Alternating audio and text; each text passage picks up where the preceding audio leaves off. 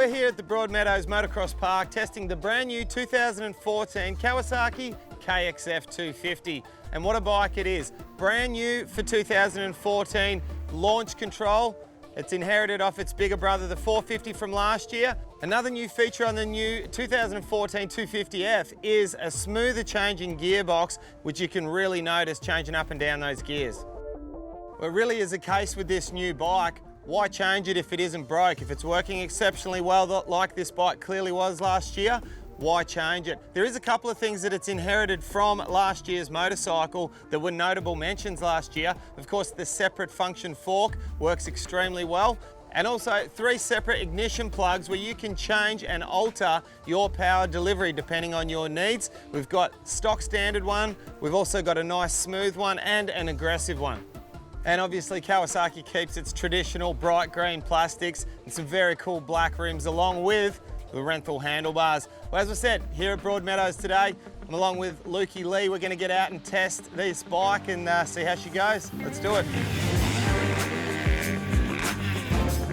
All right, now first of all, Lukey, tell us the strong points of the engine. What were you impressed with? The strong points of the engine was definitely how much overrev the bike had, and it was a very strong engine all the way through the whole power. Beautiful. Now, the ignition plugs, did you manage to play around with those a little bit?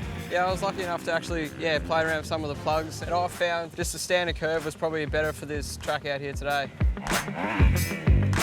I had a bit of an opportunity to test the new launch control, brand new for 2014 on the 250F. For someone just getting into the sport, it's certainly something that you might want to give a little bit of a try. Smooths out that ignition curve for first and second gear, but only at the start of the race. Once you've gone into the normal ignition curve, no problem whatsoever. Well, I'm only about 5'7", and I felt really good on the bike. I didn't feel small on the bike at all. It's always good to start off with a bike as slim as this. It's a very hard packed track, very slippery corners. I was surprised it was very easy to move around on the bike.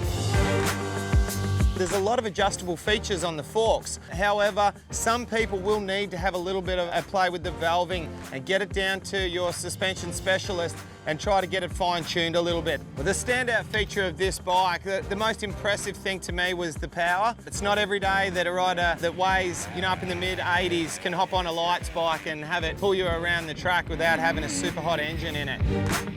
Now, I'd start with putting a slightly different seat cover on with a little bit more grip. Those flaps tend to hold you in place a little bit more. Fatter set of foot pegs, a little bit more grip there. The stock levers and the stock grips are both absolutely fine.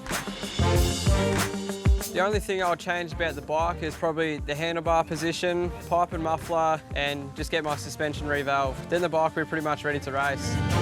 All right, Lukey, if there was one word you could summarise our Kawasaki 250F for 2014, what would that word be? Sick.